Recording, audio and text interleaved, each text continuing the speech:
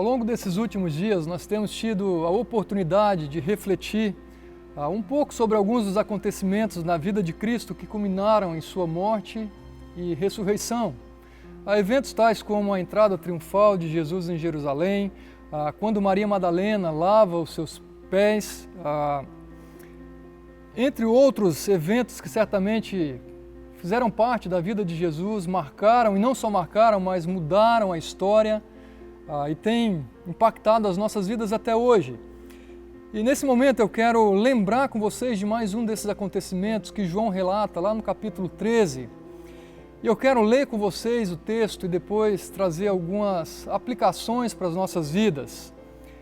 João capítulo 13 nos diz o seguinte: um pouco antes da festa da Páscoa, sabendo Jesus que havia chegado o tempo em que deixaria este mundo e iria para o Pai, tendo amado os seus que estavam no mundo, amou-os até o fim.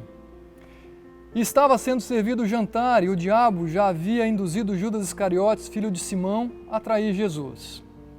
E Jesus sabia que o Pai havia colocado todas as coisas debaixo do seu poder, e que viera de Deus e estava voltando para Deus. Assim, levantou-se da mesa, tirou sua capa e colocou uma toalha em volta da cintura. E depois disso derramou água numa bacia e começou a lavar os pés dos seus discípulos, enxugando-os com a toalha que estava em sua cintura. E chegou-se a Simão Pedro que lhe disse: Senhor, vais lavar os meus pés? E Jesus respondeu: Você não compreende agora o que eu estou lhe fazendo, mais tarde, porém, entenderá. E disse Pedro: Não, nunca lavarás os meus pés. E respondeu Jesus: Se eu não os lavar, você não terá parte comigo.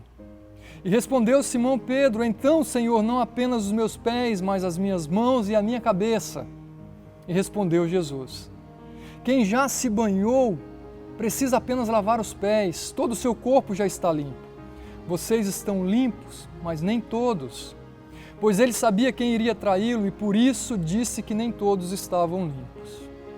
E quando terminou de lavar os pés, Jesus tornou a vestir a sua capa e voltou ao seu lugar. E então lhes perguntou: Vocês entenderam o que eu fiz? Vocês me chamam mestre e senhor, e com razão, pois eu sou. Pois bem, se eu sendo senhor e mestre de vocês lavei-lhes os pés, vocês também devem lavar os pés uns dos outros. Eu lhes dei o exemplo para que vocês façam como eu lhes fiz. E digo-lhes verdadeiramente que nenhum escravo é maior do que o seu senhor, como também nenhum mensageiro é maior do que aquele que o enviou.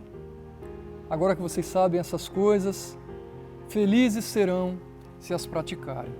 Uma passagem bem conhecida, de onde nós podemos tirar princípios extremamente práticos para a nossa vida, de onde nós podemos tirar mais alguns aprendizados para a nossa vida.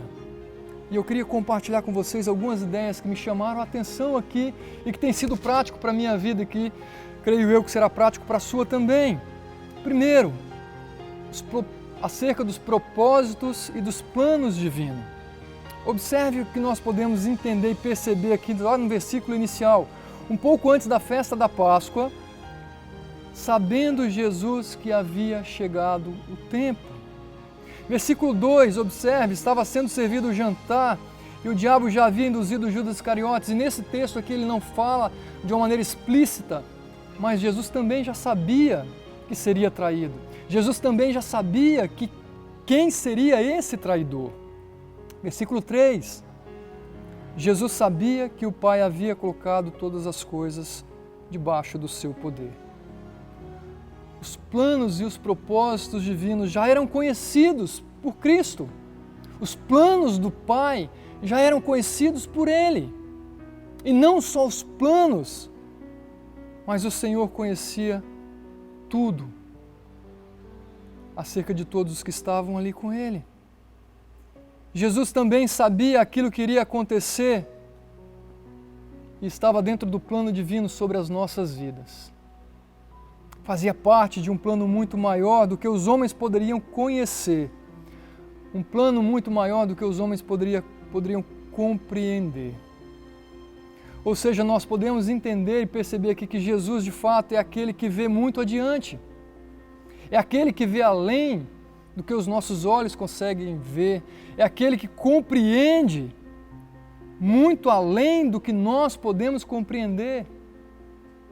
Nós somos limitados em nossa compreensão, em nosso conhecimento.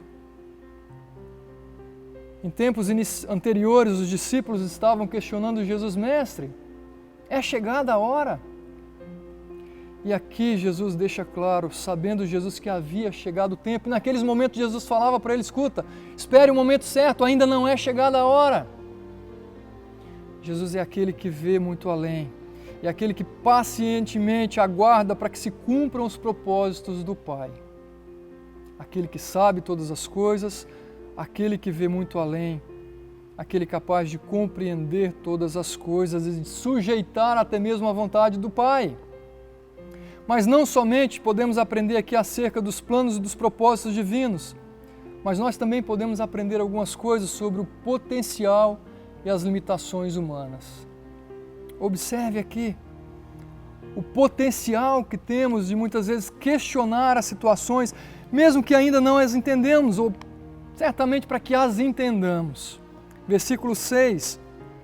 Chegou Simão Pedro, que lhe disse: Senhor, vais lavar os meus pés? Opa, Jesus estava agindo de alguma maneira aqui, que Pedro não estava entendendo exatamente naquele momento, e ele questiona a atitude de Jesus: Senhor, vai realmente lavar os meus pés? Mas há também aqui o potencial humano de agir com impulsividade, e Pedro fala: de maneira nenhuma, Senhor, o Senhor não vai lavar os meus pés. Seja por um desconhecimento, seja simplesmente por sua impulsividade, um desejo de agradar o seu mestre, o Senhor não vai lavar. Mas nós podemos perceber também, mais uma vez aqui no texto, não está explícito aqui, mas a capacidade que temos de tomar decisões erradas. No caso aqui, Judas, que aparece como aquele traidor. Alguém que teve oportunidade de ouvir do Senhor, de aprender com o Senhor, de caminhar com o Senhor. Toma decisões equivocadas em sua vida, talvez baseadas no egoísmo, baseadas na emoção, baseadas talvez até mesmo na sua incredulidade. Nosso potencial de causar estragos, as nossas limitações ficam escancaradas, a nossa ignorância fica escancarada nesse texto. Somos limitados, mas com isso temos o potencial também de aprender que nós somos dependentes, que nós não somos capazes de realizar por nós mesmos. Mais uma vez, lembrando de Pedro, há aqui um desejo genuíno manifestado na vida de Pedro. Escuta, Senhor, eu quero fazer algo que te agrade. Naquilo que eu acho que eu conheço do Senhor, o Senhor não pode lavar os meus pés. Há um desejo genuíno de Pedro de sujeitar-se ao Senhor, de obedecer, de cumprir a vontade do seu Senhor. Não só aqui, mas mais à frente, quando Jesus está no Monte das Oliveiras com os seus discípulos, e ele fala que todos o abandonarão. E Pedro é novamente quem aparece aqui e diz: Senhor, de modo algum te abandonarei. Provavelmente um desejo genuíno de Pedro aqui de obedecer, de manter-se firme. Mas há também uma disposição de Pedro, ao mesmo tempo que ele fala: Senhor, o Senhor não lavará os meus pés, eu não posso deixar isso. Quando o Senhor se dirige a ele, ele prontamente fala: Senhor, não só as minhas mãos, mas o meu corpo por inteiro. Provavelmente aqui uma disposição de Pedro, de corrigir, de acertar, o mesmo nós vemos mais adiante. Mas há também o que é esperado e potencialmente em nós, uma determinação. E isso nós percebemos principalmente no final dessa passagem, quando Jesus diz para eles: agora que vocês sabem todas essas coisas, felizes serão se as praticarem. Muitas vezes temos o desejo correto, temos uma disposição correta, mas falta-nos a determinação para fazer aquilo que nós compreendemos. Mas o Senhor está falando: olha, será necessário de vocês também determinação. Mas há uma terceira e última ideia que eu vejo aqui, com alguns princípios para a nossa vida, que são alguns convites que o Mestre faz. Primeiro que eu vejo é um convite ao entendimento. No versículo 7, Jesus diz: você não compreende agora o que eu estou lhe dizendo, ou o que eu estou fazendo. Mais tarde, porém, você entenderá. Jesus nos convida a sermos pacientes para que nós possamos compreender, que possamos ser perseverantes para que possamos compreender, para que nos apliquemos para compreender aquilo que aparentemente não compreendemos nesse momento. Seja sobre alguma passagem das Escrituras, seja sobre a sua morte, sobre a sua ressurreição, seja sobre as obras de Deus. Há momentos que não entendemos aquela situação, mas podemos trazer esse princípio para nós, que há momentos que nós não compreenderemos, mas sejamos pacientes e confiemos que nem tudo compreenderemos totalmente nessa vida, mas os planos do Senhor são sempre os melhores e perfeitos. Versículo 12 nós encontramos: e então lhes perguntou: vocês entenderam o que eu fiz? Após lavar os pés dos discípulos, Jesus não quer simplesmente fazer algo para eles e com eles e por eles, mas Jesus quer que haja compreensão. Vocês entenderam o que eu fiz? Vocês sabem quem eu sou? Sou mestre de fato, sou Senhor de fato. Vocês viram o que eu fiz, o que eu estou fazendo. Agora vocês sabem o que precisam fazer. Vocês entenderam? Vocês estão entendendo? Será que nós entendemos as situações ao nosso redor? Será que temos buscado compreender tudo isso? Mas há aqui também o último convite, que é o convite à imitação. Escuta, agora que vocês sabem dessas coisas, felizes serão se as imitarem.